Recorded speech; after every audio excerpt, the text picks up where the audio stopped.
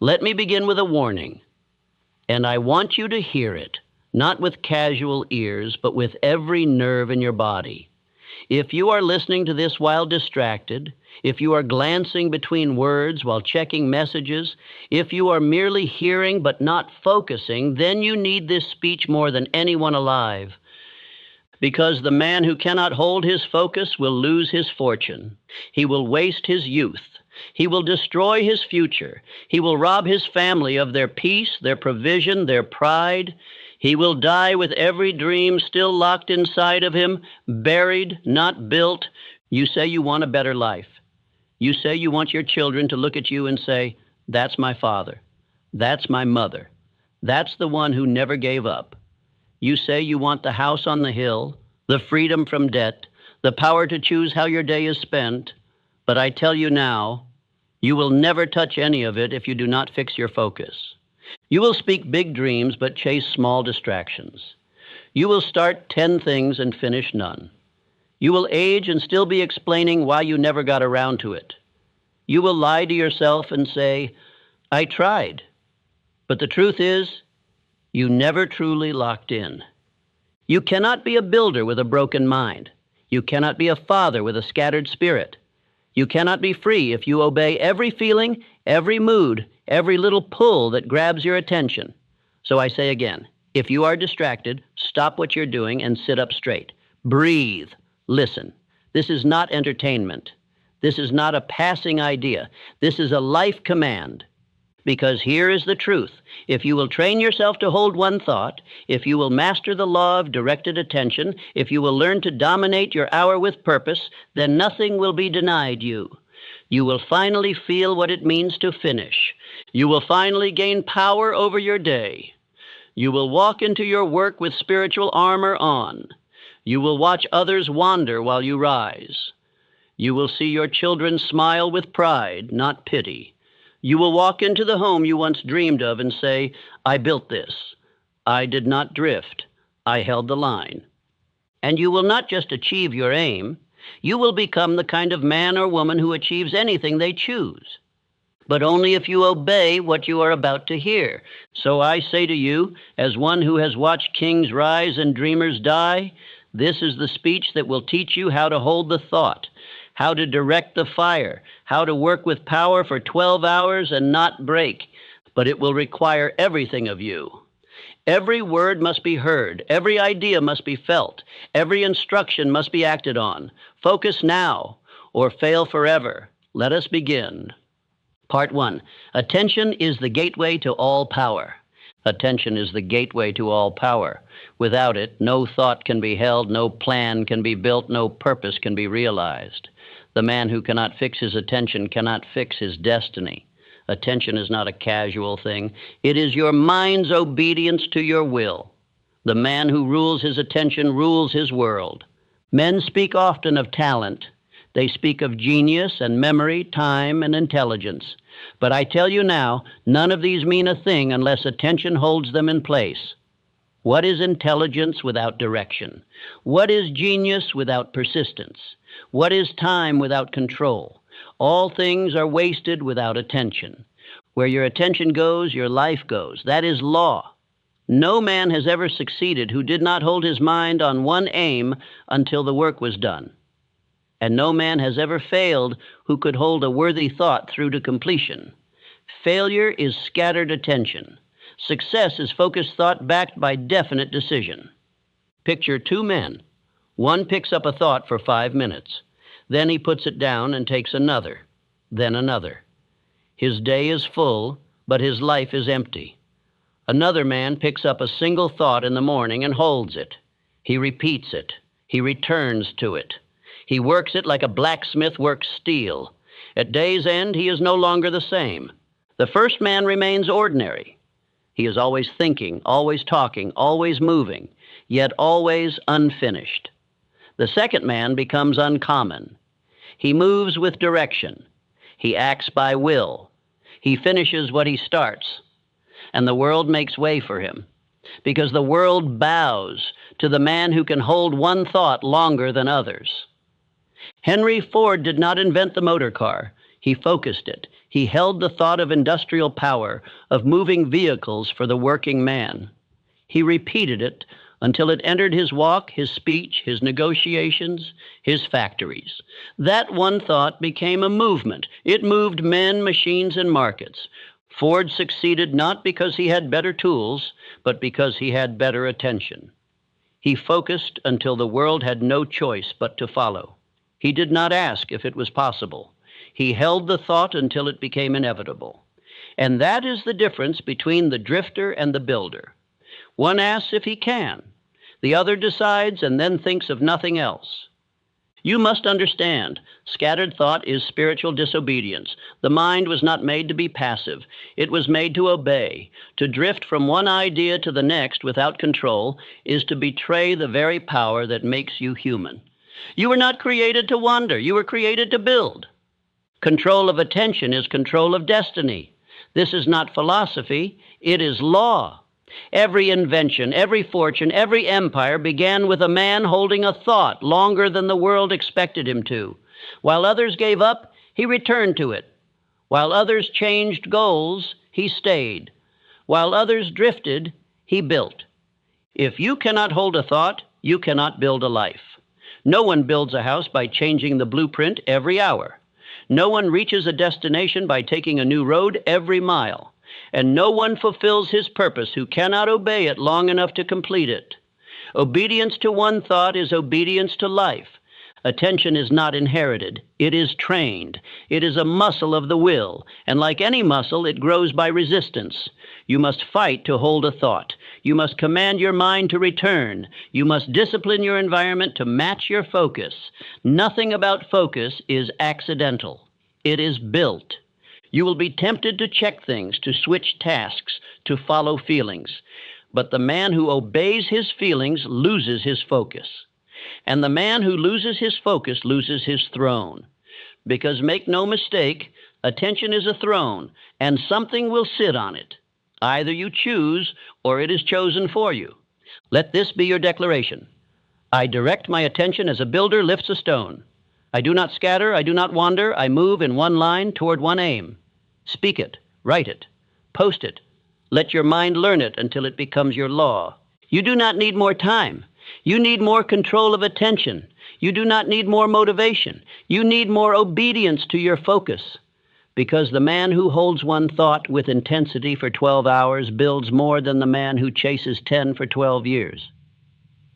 Part 2, the first law. Think of one thing only. Let us begin with this warning. The average man tries to hold 10 thoughts, 10 goals, 10 urgencies. And because he attempts all, he finishes none. He starts with fire and ends with ashes. His mind is not a blade. It is a cloud. And clouds do not cut through resistance. They move wherever the wind takes them. The brain is like a magnifying glass. It holds sunlight in its hand, but that sunlight does not burn until the lens is fixed. Until the glass is held in one spot, the light scatters and warms, but never ignites. Yet the moment it becomes still, fire is born. So it is with your mind. It can warm ideas, or it can set them aflame. The first law of all achievement is this: think of one thing only, not for a minute, not for a burst, but with such persistence that the world begins to shift beneath the weight of your thought. Do not be fooled by men who juggle. They are entertainers, not builders. The builder uses both hands to lay a single stone. Carnegie was not a man of scattered interest. He did not seek to build 20 enterprises at once. He saw the empire of steel long before it existed, and he held that vision with a grip so firm the world had to yield. He imagined it, he planned it, he spoke it, he repeated it, and because he served one image became real. There is power in controlled imagination, but the imagination must not drift. It must not flirt. It must be chained to one object until it bleeds truth. The mind was not made to wander all day. It was made to obey a chief aim. The man who understands this walks with a pace that unsettles the world. Single-mindedness is not obsession. It is discipline. It is a form of moral law.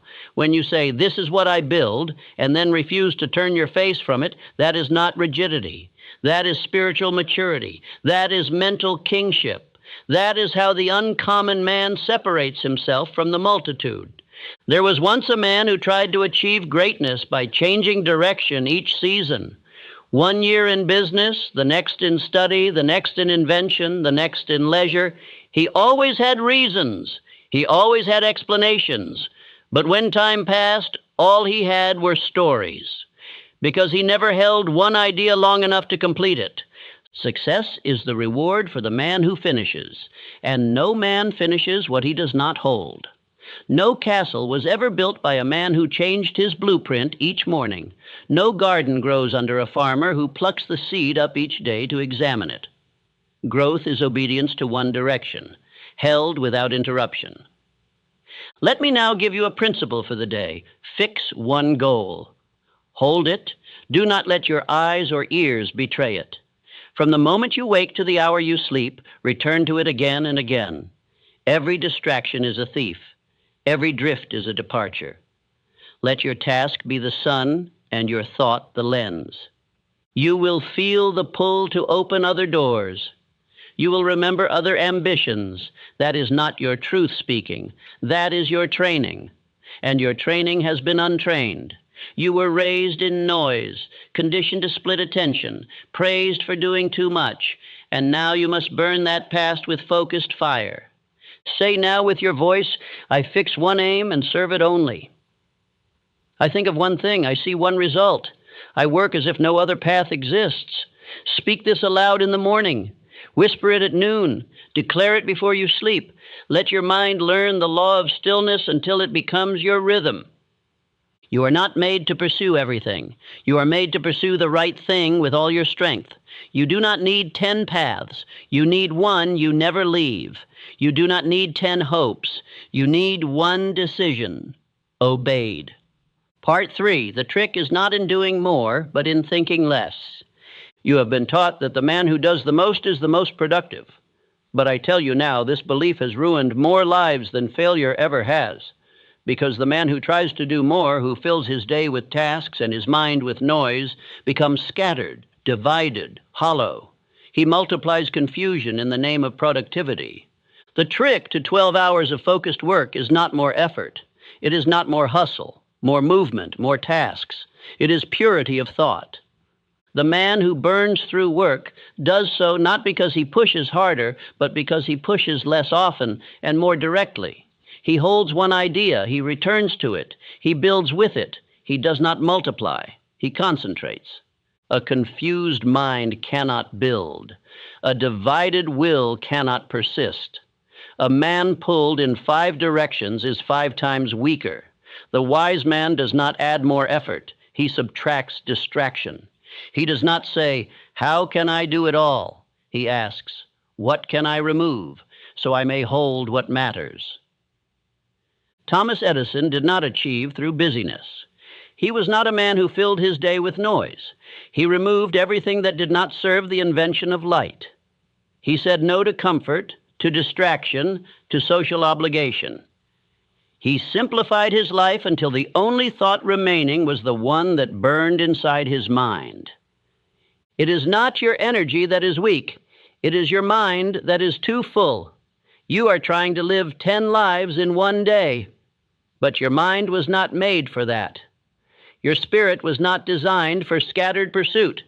You are not a collector of thoughts. You are a commander of focus. And the commander chooses a single front and charges. You must now learn to reduce thought, not reduce ambition, not reduce belief, but reduce mental clutter. Every unchosen thought must be removed.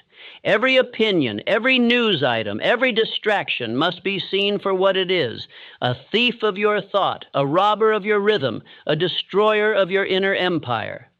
Abraham Lincoln, in the midst of war, eliminated all distractions. He refused to engage with matters that did not serve the preservation of the Union. He wrote his purpose, he repeated it, he held to it even when the world doubted. And because he thought of one thing only, the union lived. You must now do the same. Remove what is not your aim. Shut the door to anything that does not serve your direction. Let no man or thought interrupt the line you are building. Your focus is not a playground. It is a fortress, and you are the guard. Picture attention as a throne. Only one thought can sit on it. If 10 try, the throne collapses. And when the throne collapses, the kingdom is overrun. So you must choose who shall rule today, your purpose or your mood, your vision or your fear, your decision or your doubt. You believe you are tired. You believe you are unmotivated. But what you are is mentally divided. Your fatigue is not of the body, it is of the mind. It is the weight of too many thoughts, too many half decisions, too many unfinished intentions. Clean the room, clear the throne, choose one. Say it with me now. I think less. I hold more. I remove distraction. I increase power by reducing confusion. This is not poetry. This is power. This is the law of efficiency. This is the secret of long hours without weariness. You are not overworked. You are over-interrupted. Today you begin the discipline of mental subtraction. One aim, one thought, one rhythm. Let the world scream, let others chase the wind. But you will walk a straight line. Part 4, guard the gates. You must eliminate all intruders. You are not defeated by the great forces of the world. You are defeated by thoughts you never questioned, voices you let inside, and ideas you never gave permission to, but allowed anyway. Your mind is not a marketplace, it is a temple. And what enters that temple will either strengthen your altar or burn it to the ground. Most men are conquered by intruders, not by enemies who arrive with force, but by idle thoughts, by mental whispers, by subtle distractions dressed as logic or urgency. The worst destroyer is the idea you tolerate, the one you say just for a moment to. The one that steals 5 minutes of thought, then owns your hour. The mind must be defended like a fortress. You do not leave your doors open in a storm. You do not let a thief in just because he knocks. So why do you allow complaint, comparison, fear, envy, and worry to sit in the throne of your focus? Every moment spent in their presence weakens your hold on the day. There is a question that must now become your sword. Each hour, each thought, each sensation, ask yourself, does this serve my purpose? If the answer is no, the thought must be expelled.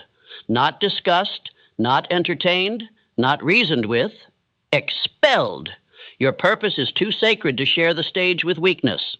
You must list the intruders by name, write them down, say them aloud.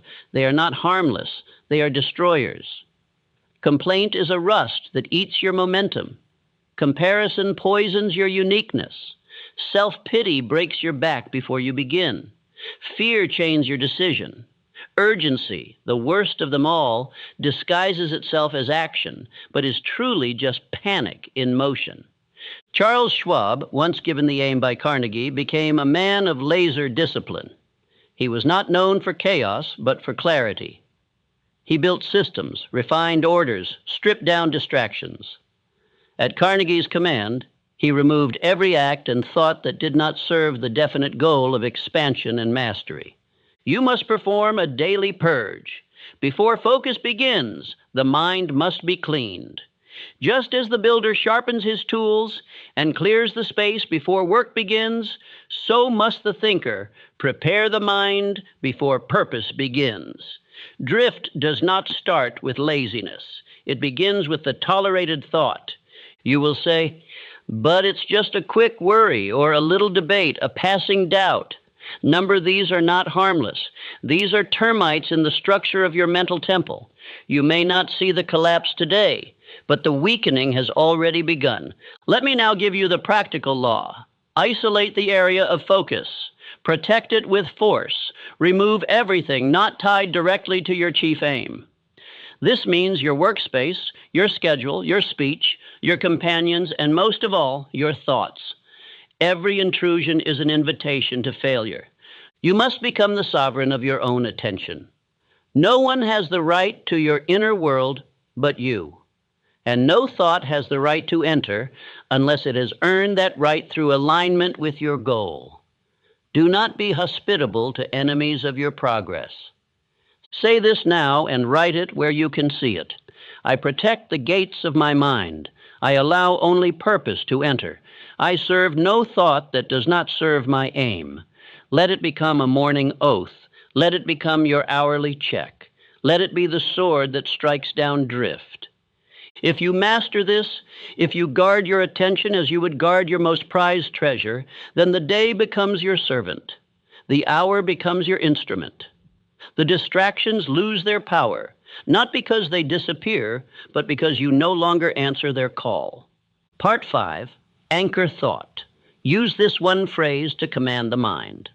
The average man loses his mind 100 times a day, not to madness, but to noise, to random thought, to unguarded emotion, to distractions he never permitted, but never resisted. He begins with intention, but ends in confusion. Why? Because he has no center, no anchor, no fixed command to return to when storms arrive. Let me give you the secret now. If you will hold one phrase, one clear sentence, and repeat it throughout the day, you will return to power every time your mind wanders. This is not theory, it is law. Your mind obeys the voice it hears most often. And the mind, though infinite in capacity, is loyal only to repetition. The world will not slow down for your purpose. The storms will come. Fear will rise. Distraction will knock. And when it does, the man without an anchor will drift. But the man who has chosen his anchor thought and speaks it with emotion will return to power every time. Let us define it now. An anchor thought is a clear, simple, definite statement, aligned with your chief aim, that you repeat with feeling, especially in moments of distraction. It is the king's command. It is the compass in confusion. It is the rope that ties your spirit to your definite direction. Do not underestimate this power. In your weakest hour, you will not rise by logic. You will rise by instruction. And if you have not chosen that instruction beforehand, the world will give you one. And it will not be a good one. It will tell you to quit. It will say, you're tired. It will say, this doesn't matter. And you will believe it if you have not prepared your answer. John D. Rockefeller, a man of astonishing concentration, began each day by speaking aloud a single line. I control my thoughts and my actions, not because he doubted it, but because he wanted his subconscious to obey it as law. He knew that emotionless thoughts do not shape identity, but repeated, emotional ones do. So now I give you this command. Write a phrase. Choose one sentence. It must reflect your aim, your identity, your command. It must be short. It must be spoken. It must be repeated. Not once, not twice, but every hour, until your mind hears nothing louder than your direction. This is how you reset attention. When fear rises, speak the anchor. When doubt whispers, speak the anchor. When you feel scattered, lazy, weak, uncertain, return to the command. Do not wait. Do not think. Do not argue. Just return to it with breath, with belief, with repetition. Do not make it complex. One phrase, one aim, one voice. Here are examples. I move in one direction. I do not quit. I do not forget. My mind obeys my will. I think one thought. I follow one aim. I rise by focus. I reject all drift. I return to purpose. Choose the one that speaks to you, or write one that burns in your blood, but do not let the day begin without it. Do not let an hour pass without it. Let your anchor be more familiar to your ears than your name. Here is how to use it. Upon waking, before the world speaks, speak your anchor aloud. Repeat it until your mind feels it. Let it become the rhythm of your morning. Then every hour, pause, breathe, and repeat it again. Whisper it if you must. Shout it if you need to. But speak it. When you lose yourself in the chaos of tasks, in the confusion of the world, stop. Do not search for calm in others. Do not wait for the storm to pass. Instead, command yourself back with your anchor. This is how the builder returns. This is how the king regains his crown. Let me now give you a truth you must never forget. A man who installs one powerful thought in his mind and repeats it throughout the day is more dangerous than a man with 1,000 wishes, because wishes do not rule. Commands do. And the man who repeats a command until it owns his speech, his walk, and his work, he becomes that command. This is not mere motivation. This is law. It is the law of autosuggestion. The subconscious mind does not choose what to believe. It obeys what it hears with feeling. So feed it faith, feed it certainty, feed it repetition. And soon the old voice will die, and the new identity will rise. Now write this. I serve one aim. I do not leave the path. I walk in one direction. I return always to my command. This is your anchor. This is your sword. This is your staff in weakness, your compass in fog, your strength in war. Speak it until it is the loudest sound in your life. Part 6. Work like a man possessed, not by emotion, but by principle. You have been trained by the world to move when you feel like it, to act when the mood strikes, to wait for a sign, a surge, an emotion. But I tell you now, that is not how great men build. That is how drifters live. The man who works when he feels like it will one day beg from the man who works when he decides to. To focus for 12 hours, you must learn this law. Work like a man possessed, not by emotion, but by principle. Your feelings will rise and fall.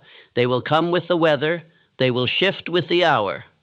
But the man who is ruled by principle walks through storms as if they were silence. He is unmoved because he does not wait for approval from emotion. The drifter checks his mood before he acts. The builder checks his decision. The drifter says, "Do I feel like it?" The builder says, "Did I promise it?" One is ruled by whim. The other is ruled by vow. And the vow is stronger than any passing feeling. Because a vow is not made to emotion, it is made to your future self. 12 hours of focused work is not frantic. It is not a mad rush. It is not fueled by anxiety. It is calm. It is directional. It is work done in the presence of law. You move not because you are excited, but because you are aligned. You are not rushing. You are obeying. Andrew Carnegie did not ask how he felt each morning. He did not poll his emotions before building one of the greatest industrial empires in history. He had one question: what must be done for the aim to be built? That was his compass. He lived by principle. He repeated his aim until feeling became irrelevant. The undisciplined man says, "Today I'm tired." The builder says, "I work regardless." The weak man says, "I need inspiration." The strong man says, "I gave my word and I will honor it." This is not stoicism. It is spiritual order. It is a life that runs on command, not permission. Here is the method. Each morning, begin with your declaration. Speak your anchor thought. Install your identity. Then remove emotion.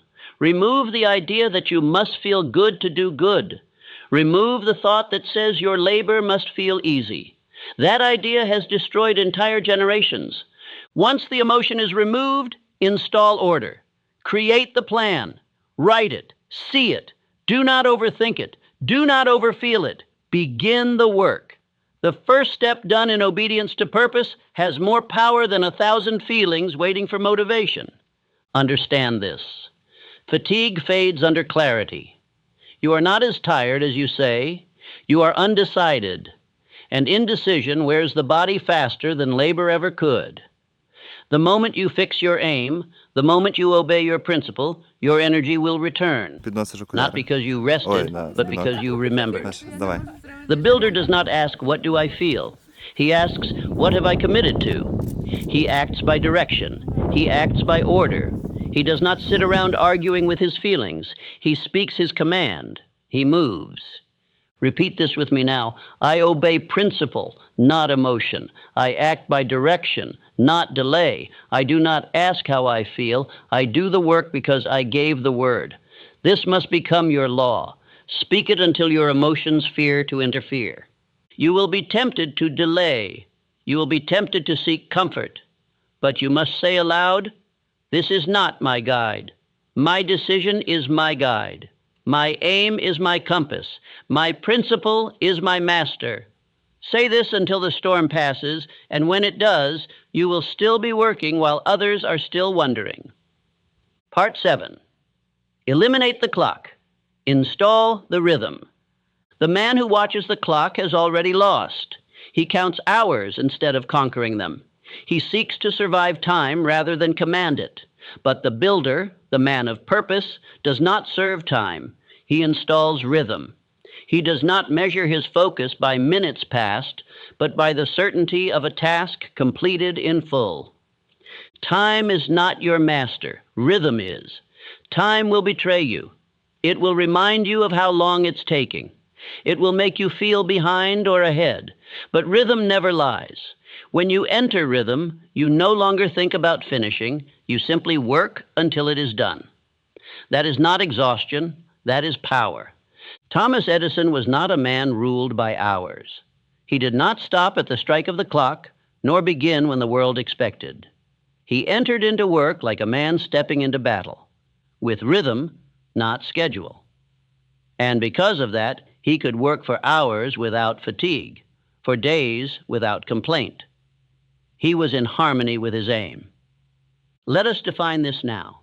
Rhythm is the mental state where your thought is so fixed, so continuous, so uninterrupted that time vanishes. It is the state where energy flows without checking the mirror. Where you do not count the task, you become the task. This is not mysticism. This is mental discipline. You must learn to begin with small wins. Do not say, I will work 12 hours today. Say, I will work until this first hour is ruled. I will command this hour so clearly that the next obeys me. Then the rhythm begins.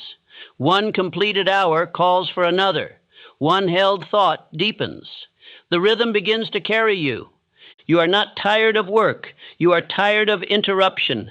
You are not worn down by effort. You are worn down by indecision, by distraction, by checking how long it's been instead of focusing on how much has been built. The moment you stop checking the clock, you start commanding the day. This is your new method. Replace time tracking with task devotion. Fixate on one task. Hold it. Complete it. Then move. Do not move by the hand of the watch. Move by the voice of purpose. Time should not release you. Completion should. Most men break their rhythm by comparison. They say, I've been working for 3 hours. So what? If the wall isn't built, the time doesn't matter. It is not how long, it is how fully. Did you hold your thought without distraction? Did you act without delay? Then you have won the hour. Fatigue is amplified the moment you check the time. The moment you wonder how far you've come, you lose sight of where you're going. Rhythm is lost, not by labor, but by mental departure. Stay in the work. Stay in the line. Let the world vanish. Say this with me now. I forget time. I remember rhythm. I do not watch the clock. I walk in command until the task is built. Let this be your sentence of re-entry. Speak it when the watch tempts you. Speak it when the mind wanders. Speak it when others complain about the hours, because you no longer live by hours. You live by rhythm. The focused man lives differently. He does not drift between tasks. He moves like a man walking across a narrow bridge. One step, one foot, one breath, no sideways glance, no wasted step, only forward motion. When you master rhythm, your entire experience changes. Hours pass like minutes. Work becomes flow. And success is not something you chase. It is something you live in one moment at a time without fear, without checking, without stopping. Part 8. The mind is a slave to repetition. Build the focus identity. You are not what you say you are once. You are not what you think once. You are not what you hope for when inspired. You are what you repeat. The mind does not form identity by insight. It forms identity by instruction, burned into it by constant emotional repetition. Repetition is the builder of rhythm. Rhythm is the master of identity. And identity, once installed, becomes the invisible law that governs all your decisions, all your movement, all your destiny. You do not rise to your goals. You return to your identity. And if you do not build that identity consciously, it will be built for you by drift. The world has taught you to chase motivation. I teach you to chase instruction. The world says, feel good, then act. I say, repeat what you must become until it becomes you. This is how the greatest builders were born, not by mood, but by daily command repeated until it owned them. Autosuggestion is not a myth. It is law. The subconscious mind is not wise. It is not intelligent. It is obedient. It accepts whatever you say most often, especially when said with emotion. If you speak of distraction, it becomes your ruler. If you speak of weakness, it becomes your form. But if you speak of direction, of focus, of aim, and repeat it until your voice echoes through your spirit, then it will bow. You must now take every principle we have learned and turn it into a daily repetition system, not just once, not just when you remember, but 3 times daily without fail, morning, midday, and night. These are the 3 hinges upon which your identity swings. In the morning, before the world speaks, you speak. Say your definite chief aim aloud. Say your anchor, thought aloud. Speak the words, I am a man of focus. I build my mind by command. I move in one direction, and I do not deviate. Repeat it slowly. Feel every word. Say it until you mean it. At midday, when the world is loud, when fatigue sets in, when others complain, return to your anchor. Say it again. Sit still if you must. Breathe. Repeat. Even if your attention has scattered, your voice brings it back. This is how the uncommon man regains power, not by force, but by repetition of truth. At night, when the work is done, you do not collapse into drift. You close the day by closing the mind. Speak your command again. Reflect. Did you hold the thought? Did you serve it well? If you failed, say so aloud, but then speak the correct thought again. Never sleep with drift in your mouth. Sleep with direction. You are no longer just doing the work of focus. You are becoming a man of focus. You are not just holding a thought. You are being transformed into the identity of the one who holds the thought, without question, without apology, without compromise. Do not underestimate how this works. You do not need inspiration to do this. You do not need perfect conditions. You do not need silence or a mountaintop or some sacred place. All you need is to speak the truth to yourself over and over again until the lie no longer fits your name. Say this now. I am not scattered. I am not weak. I am not distracted. I am focused. I am disciplined. I repeat truth. I obey law. I am a builder. I return to the aim every hour, every day, without fail. Repetition is not weakness. It is the womb of greatness. You did not learn your name in one day. You did not learn your habits in 1 week. You became what you are by what you repeated. And if you wish to become something greater, you must repeat something greater. This is why the law of cosmic habit force exists. It is not poetic. It is not symbolic. It is literal. Whatever thought you feed the subconscious with intensity and rhythm becomes your second nature. It becomes the soil from which your decisions spring without effort. This is how the natural man is made, not by talent, but by repetition-backed identity. Think now of Ford, who became so fixated on the thought of an affordable automobile for every working man that he refused to abandon the idea, even when engineers told him it couldn't be done. He repeated the thought. He enforced it. And that repetition shaped not only his company, but the very infrastructure of the modern world. Think of Edison, who told the world that the electric light would become reality. He failed thousands of times, not because he lacked intelligence, but because he refused to stop repeating the thought. The repetition held him through darkness. The repetition shaped his nerve, his action, his result. You must now build your focus identity the same way. Write down the sentence, I hold one thought all day. I serve one aim. I act with rhythm. I return to my command. I do not scatter. I do not drift. I do not delay. Read this aloud 3 times per day until you feel it. You must post your command where you can see it. Write it on paper. Place it on your mirror. Carry it in your pocket. Let your eyes see what your spirit must remember. Let no hour pass where the command is not near. Repetition brings the new mind. The new mind brings the new man. The new man brings the new results. That is the ladder. That is the law. And it is infallible. Let me now give you your final challenge. Take your anchor thought. Take your definite chief aim. Write them both down. Speak them in the morning. Speak them again at midday. Speak them again at night. Let no day pass without the rhythm of repetition. Let no drift enter without the sword of your command. You are not repeating words. You are forging identity. You are not just avoiding distraction. You are becoming the kind of man who can no longer be distracted. That difference is the key to everything. One is effort. The other is law. And you were born to live by law. Now speak this final declaration aloud. I hold the thought until it shapes me.